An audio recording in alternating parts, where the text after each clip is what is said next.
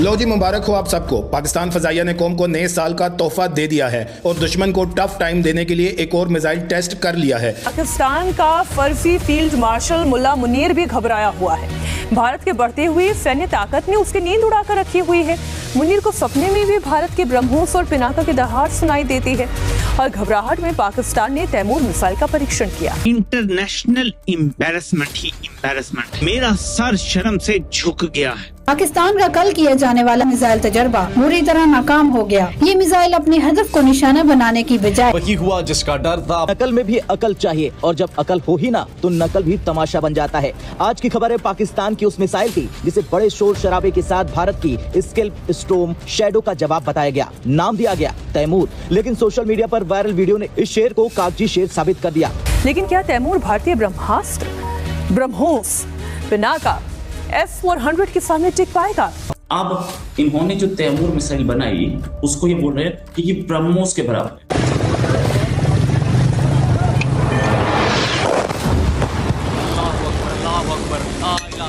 हमारी ब्रह्मोस टेस्टेड है। ब्रह्मोस टेस्टेड ही नहीं है, हमने ऑपरेशन सिंदूर पर ब्रह्मोस ही मारी थी। आप एक में ब्रह्मोस को डिटेक्ट नहीं कर पाए। ये सबसोनिक स्पीड पे चल रही है, ये तो आराम से डिटेक्ट हो जाएगी। तैमूर मिसाइल कागज पर दमदार दिखती है, प्रेस रिलीज में शानदार दिखती है, लेकिन जमीनी सबूत कमजोर है।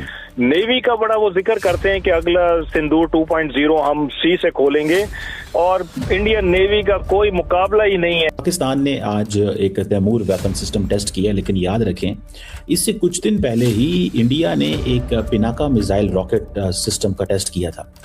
अभी इंडिया का जो defence research and development organisation है, जिसे DRDO बोलते हैं हम, उसने एक Pinaka long range guided rocket जो कि पिनाका सिस्टम का एक वेरिएंट है जिसकी रेंज को 120 किलोमीटर के करीब थी। पाकिस्तान ने एक मिसाइल टेस्ट किया जिसका नाम था तैमूर।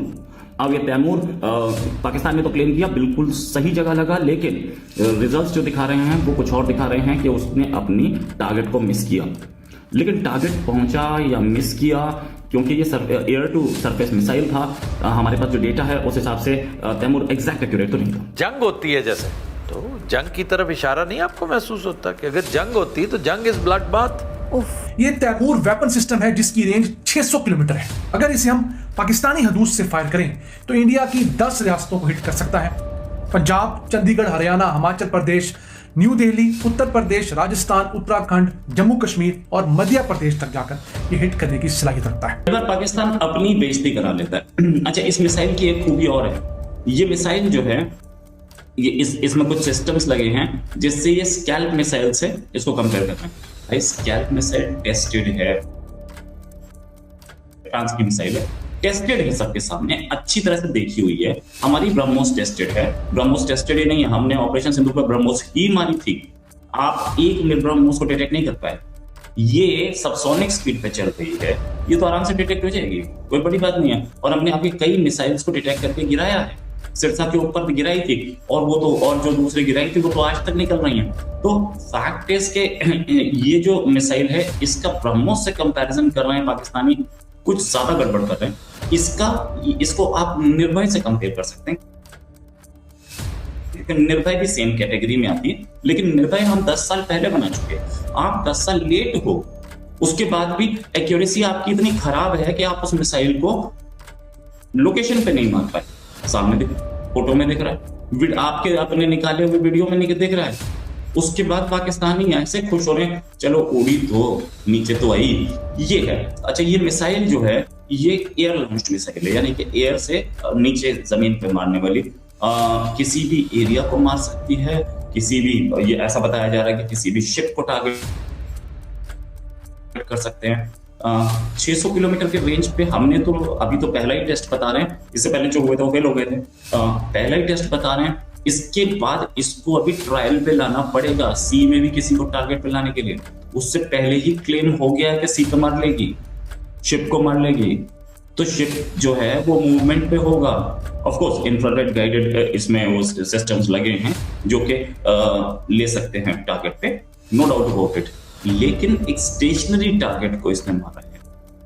स्टेशनरी टारगेट पे ही ये एग्जैक्ट लोकेशन पे नहीं लग रही, तो ये शिप को मार लेगी। लेकिन अब देखने वाली बात यह है कि पाकिस्तानी बड़े खुश हैं। अच्छा, तैमूर नाम रखा है भाई, तैमूर का तुम्हारा चाचा था। कौन था तैमूर? तैमूर तो अफगानी था, और अफगान था वो तुम्हारी, उस समय भी उसने इंडिया पे अटैक किया था। सबसे पहले तो लाहौर पे किया था, तुम्हारे शहर पे, हमारा तो नहीं रह गया। अच्छा, उस समय वो लोग हिंदू थे, अब मुसलमान हो गए तो तुम ये समझने लगे कि नहीं लाहौर हमारा नहीं है। अच्छा, दूसरी चीज ये भी कि अफगान तो अब भी तुम्हें मार रहे हैं। टीटीपी कहां से मार रही है? तालिबान कहां से मार रही है? तो तैमूर तब भी तुम नाम रख रहे हो, पिछले 2 साल में रखा है ना नाम, पिछले 2-3 साल में, तो तुम्हें तब से तालिबान तुम्हें मार रही है, टीटीपी मार रही है। तब भी तुम अपनी आर्मी के शहीद जो मारे जा रहे हैं, जिनको तुम शहीद बोल रहे हो, जन्नत वसाल बोल रहे हो, उनको मारने वाले लोगों के नाम पर रख रहे हो, अफगान के नाम पे। क्यों भैया? खैर, पाकिस्तान में ऐसा होता है, अपने जवान की कोई पूछता नहीं है। लेकिन ये एक बड़ी चीज थी कि ये मिसाइल इन्होंने एटलीस्ट लॉन्च की।